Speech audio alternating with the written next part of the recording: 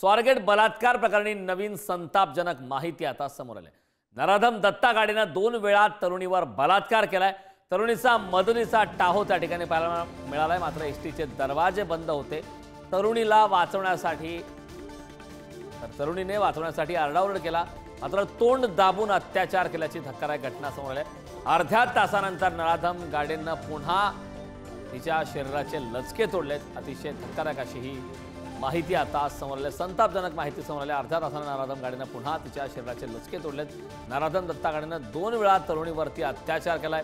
तरुणीने मदतीसाठी टाहो केला, आरडाओरड केली, मात्र एसटीचा दरवाजा बंद असल्यामुळे तो आवाज बाहेरपर्यंत पोहोचू शकला नाही, अशी सुद्धा धक्कादायक अशी माहिती समोर आली। मात्र अर्ध्या तासानंतर पुन्हा एकदा या नराधमाने तिच्या शरीराचे लचके तोडले। स्वारगेट बलात्कार प्रकरणी आता नवीन संतापजनक अशी माहिती आता समोर आलेली आहे।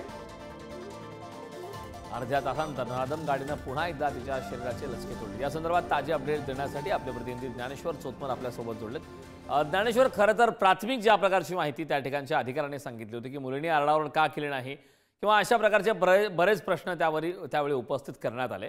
मात्र आता या संदर्भातली माहिती समोर आली की तरुणीने आरडाओरड केली, वाचवण्यासाठी टाहो फोडला, मात्र तोंड दाबून हा अत्याचार सुरू होता आणि एसटीचा दरवाजा बंद असल्यामुळे तो आवाज बाहेर आला नाही। काय अधिकची माहिती?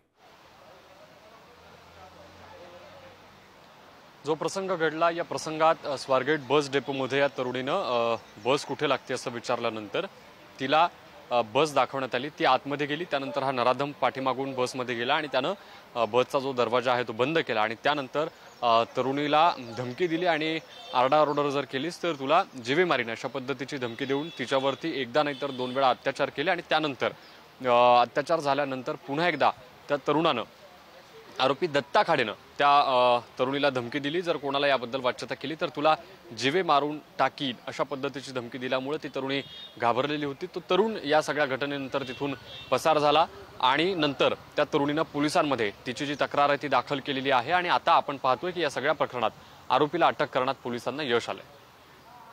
नक्कीच ज्ञानेश्वर, खूप खूप धन्यवाद या संपूर्ण माहितीबद्दल।